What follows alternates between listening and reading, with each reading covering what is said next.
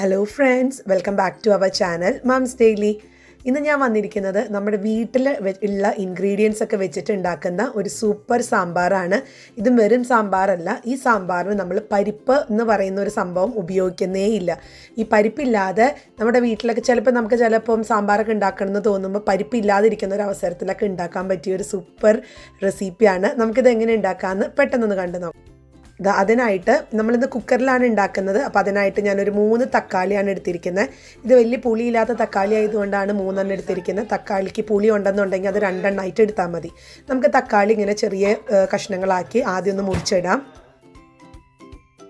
അടുത്തത് ഞാൻ ചേർക്കുന്നത് ഒരു സവോളയും അതുപോലെ ഒരു 5-6 ചെറിയുള്ളിയാണ് ചേർക്കുന്നത്. രണ്ടും പകുതിയാണ് ചേർക്കുന്നത്. അപ്പോൾ മുഴുവൻ സവോള ചേർക്കുമ്പോൾ അത് ചിലപ്പോൾ സുഖമായി വരത്തില്ല. അപ്പോൾ അതുകൊണ്ട് രണ്ടും ചേർത്തിട്ടുണ്ട്. അതുപോലെ തന്നെ ഒരു 3 പച്ചമുളക് നടുവേ കീറിയത് ചേർക്കുന്നുണ്ട്. ഇനി അടുത്തത് ചേർക്കാൻ പോകുന്നത് മല്ലിയാണ്. മുഴുവൻ മല്ലി ഞാൻ 1 ടീസ്പൂണോളാണ് ചേർത്ത് കൊടുക്കുന്നത്. അതാണ് ഇതിൻ്റെ ഒരു സ്പെഷ്യാലിറ്റി. അത് മാത്രമല്ല, ഇതിൻ്റെ കൂടെ ഒരു 1/2 ടീസ്പൂണോളമുള്ള ഉലുവയും കൂടെ ചേർത്ത് കൊടുക്കുന്നുണ്ട്. സാധാരണ നമ്മൾ ഉലുവൊക്കെ പിന്നീടാണ് പൊട്ടിക്കുക, പക്ഷെ ഞാൻ ഇതിനോടൊപ്പം തന്നെയാണ് ചേർക്കുക. അപ്പോൾ നിങ്ങൾ ഒരു തവണ ഇങ്ങനെ ഒന്ന് ഉണ്ടാക്കി നോക്കിയിട്ടൊന്ന് പറയുക. ഇനി ഇതിനകത്തോട്ട് ഞാൻ ഉപ്പ് ചേർത്ത് കൊടുക്കുന്നുണ്ട്. അതുപോലെ തന്നെ ഒരു 1/4 ടീസ്പൂണോളമുള്ള മഞ്ഞൾപ്പൊടി നമുക്കിനി കൂടുതൽ വേണം എന്നുണ്ടെങ്കിൽ നമുക്കത് പിന്നീട് ചേർക്കാം.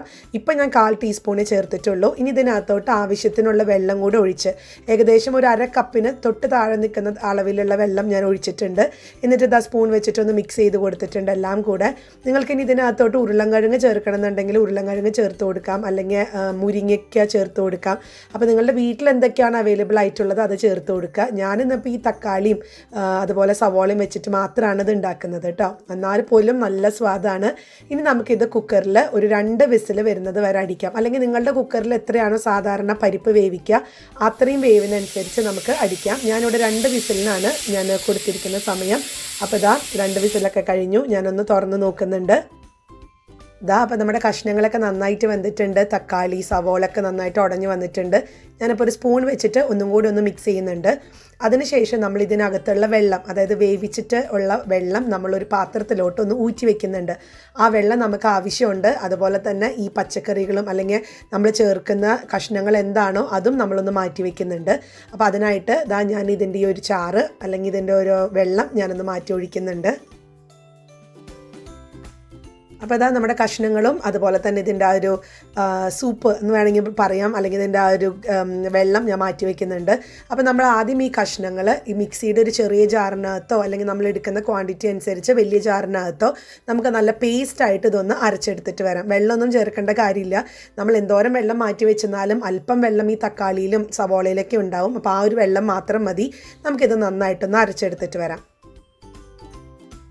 അപ്പോൾ നല്ല പേസ്റ്റായിട്ട് തന്നെ നമുക്ക് അരച്ചെടുക്കണം. അത്തരത്തിൽ തന്നെ അരച്ചെടുത്ത് വന്നിട്ടുണ്ട്. ഞാൻ കാണിക്കാം ഇതിൻ്റെ എത്രമാത്രം അത് സ്മൂത്താണെന്നുള്ളത് കാണിക്കാം. കണ്ടില്ലേ, ഇത്രയും സ്മൂത്തായിട്ടാണ്. അതായത് നമ്മൾ പരിപ്പൊക്കെ വേവിച്ച് ഉടച്ചൊക്കെ എടുക്കില്ലേ, അത്രയും സ്മൂത്തായിട്ട് നമ്മൾ എടുത്തിട്ടുണ്ട്. അപ്പോൾ ഇതാണ് നമ്മുടെ പരിപ്പില്ലാത്ത സാമ്പാറിൻ്റെ പരിപ്പ് എന്ന് വേണമെങ്കിൽ പറയാം. അപ്പോൾ ഇത് ഞാൻ മാറ്റി വെച്ചിട്ടുണ്ട്. ഇനി നമുക്കിതിന് വേണ്ടുന്ന അവസാനത്തെ പണികളിലോട്ട് കടക്കാം. അതിനായിട്ട് ഞാൻ കുക്കർ എടുത്തിട്ടുണ്ട്. ആ കുക്കറിനകത്തോട്ട് ഞാൻ വെളിച്ചെണ്ണയാണ് ഒഴിച്ചിരിക്കുന്നത്. നല്ല നാടൻ ഭക്ഷണങ്ങൾക്ക് വെളിച്ചെണ്ണയാണ് നല്ലത്. ഒരു 2 ടേബിൾ സ്പൂൺ വെളിച്ചെണ്ണ ഒഴിച്ചിട്ടുണ്ട്. ഇതിനകത്തോട്ട് ഒരു 1/4 ടീസ്പൂണോളം കടുക് ചേർത്ത് കൊടുത്തിട്ടുണ്ട്. പിന്നെ ഞാൻ ചേർത്ത് കൊടുക്കുന്നത് നമ്മൾ എപ്പോഴും സാധാരണ നമ്മൾ ഈ ഒരു താളിക്കുന്നത് പോലെ തന്നെയാണ്. ഇതിനകത്ത് സ്പെഷ്യലായിട്ട് ചേർത്തിട്ടുള്ളത് ഒരു ജീരകമാണ്. ഒരു 1/4 ടീസ്പൂണോളം നല്ല ജീരകം ചേർത്ത് കൊടുത്തിട്ടുണ്ട്. എങ്കിലാണ് ആ സാമ്പാറിൻ്റെ ഫ്ലേവറൊക്കെ ഒന്ന് നല്ലൊരു പ്രത്യേക സ്വാദ് കിട്ടത്തുള്ളൂ.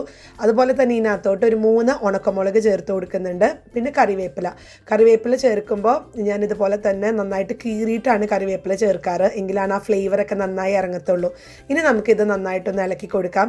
ഇതിൻ്റെ ഇതൊക്കെ നന്നായിട്ട് പച്ചമണൊക്കെ മാറി വന്നിട്ടുണ്ട്. ഇനി ഇതിനകത്തോട്ട് ഞാൻ കായമാണ് ചേർത്ത് കൊടുക്കുന്നത്. കായപ്പൊടി നമുക്കൊരു 3-4 നുള്ള് എന്ന രീതിയിൽ, അല്ലെങ്കിൽ നിങ്ങൾക്ക് കായത്തിൻ്റെ ഫ്ലേവർ ഒത്തിരി ഇഷ്ടമാണെന്നുണ്ടെങ്കിൽ അങ്ങനെ ചേർക്കാം. ഞാനൊരു 4 നുള്ളോളമുള്ള കായപ്പൊടി ചേർത്ത് കൊടുത്തിട്ടുണ്ട്. എന്നിട്ട് അതും കൂടി ഒന്ന് അതിൻ്റെ ഒരു പച്ചമണം മാറുന്നത് വരെ ഇളക്കി കൊടുത്തതിന് ശേഷം നമ്മൾ നേരത്തെ ഊറ്റി വെച്ചിരിക്കുന്ന ആ വെള്ളം ഉണ്ടല്ലോ, പരിപ്പല്ല തക്കാളിയൊക്കെ വേവിച്ചിട്ടുള്ള വെള്ളം, അതും കൂടെ ഞാൻ ഇതിനകത്തോട്ട് ചേർത്ത് കൊടുക്കുന്നുണ്ട്. വെള്ളം ചേർത്ത് കൊടുക്കുമ്പോൾ സൂക്ഷിച്ച് ചേർക്കുക. ചിലപ്പോൾ അത് മേലോട്ട് നല്ല ചൂടായതുകൊണ്ട് ചിലപ്പോൾ അത് തെറിക്കാൻ സാധ്യതയുണ്ട്. അപ്പോൾ അതുകൊണ്ട് വളരെ സൂക്ഷിച്ചൊഴിക്കുക. എന്നിട്ട് നമുക്കത് നന്നായിട്ടൊന്ന് മിക്സ് ചെയ്ത് കൊടുക്കാം. ഇനി ഇതിനകത്തോട്ട് നമുക്ക് ആവശ്യത്തിനുള്ള ഉപ്പും കൂടെ ചേർത്ത് കൊടുക്കണം.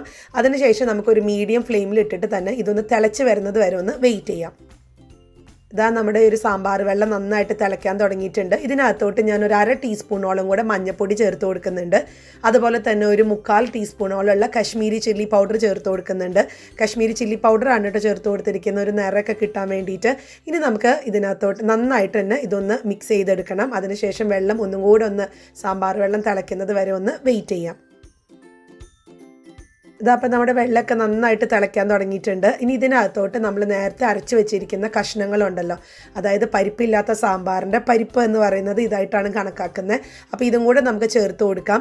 പിന്നെ ഞാൻ നേരത്തെ പറഞ്ഞ പോലെ മുരിങ്ങക്ക ചേർക്കുമ്പോൾ ഉരുളൻകിഴങ്ങൊക്കെ നമുക്ക് ഇതുപോലെ തന്നെ ചെയ്യാം. പക്ഷേ മുരിങ്ങക്ക നിങ്ങൾ ചേർക്കുകയാണെന്നുണ്ടെങ്കിൽ അല്ലെങ്കിൽ വെണ്ടയ്ക്ക ചേർക്കുകയാണെന്നുണ്ടെങ്കിൽ നമുക്ക് ഈ ഒരു വെള്ളത്തിലിട്ടിട്ട് വേവിച്ചെടുക്കാം കേട്ടോ. ഞാൻ നേരത്തെ ആദ്യമേ പറഞ്ഞായിരുന്നു മുരിങ്ങക്ക കുക്കറിലിടണം എന്ന്. അത് തെറ്റി പറഞ്ഞതാണ്. ഉരുളൻകിഴങ്ങ്, ചേന അങ്ങനെ തുടയുന്ന സംഭവങ്ങളൊക്കെ നമുക്ക് ആദ്യം ഇട്ട് കൊടുക്കാം.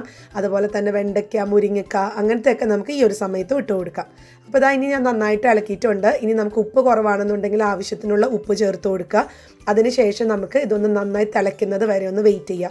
ഞാനൊന്ന് ടേസ്റ്റ് ചെയ്ത് നോക്കിയായിരുന്നു. ഇപ്പം നല്ലൊരു ടിഫിൻ സാമ്പാറിൻ്റെ ടേസ്റ്റാണ്. നമുക്കിത് കഴിക്കുമ്പോൾ മനസ്സിലാവത്തേ ഇല്ല ഇതിനകത്ത് നമ്മൾ പരിപ്പ് ചേർത്തിട്ടില്ല എന്നുള്ളത്. അപ്പോൾ പെട്ടെന്ന് നമുക്കൊരു ചപ്പാത്തിക്കൊരു കറി വേണം, അല്ലെങ്കിൽ നമുക്ക് ചോറിനൊരു ഒഴിച്ച് കറി വേണം എന്നൊക്കെ ഉണ്ടെങ്കിൽ നമ്മൾ ഇത് ഉണ്ടാക്കുക. പരിപ്പിൻ്റെ ആവശ്യമേ ഇല്ല.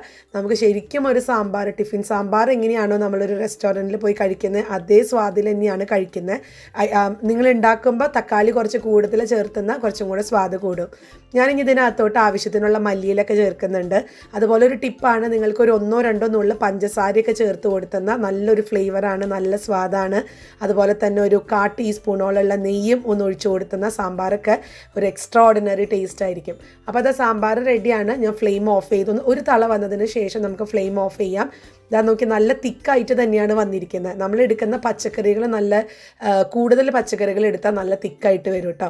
അപ്പോൾ ഇത്രയേ ഉള്ളൂ. എല്ലാവരും ട്രൈ ചെയ്ത് നോക്കുക. നമുക്കതൊരു 10 മിനിറ്റിനകത്ത് ഉണ്ടാക്കിയെടുക്കാൻ പറ്റുന്ന ഒരു സാമ്പാറാണ്. എന്നിട്ട് ഇഷ്ടപ്പെടുവാണെന്നുണ്ടെങ്കിൽ ലൈക്ക് ചെയ്യാനും ഷെയർ ചെയ്യാനും കമൻറ്റ് ചെയ്യാനും ഒന്നും മറക്കരുത്. അപ്പോൾ നമ്മുടെ ഈ ചാനൽ നിങ്ങൾ ആദ്യമായിട്ടാണ് കാണുന്നതെങ്കിൽ സബ്സ്ക്രൈബ് ചെയ്യാനും മറക്കരുത് കേട്ടോ.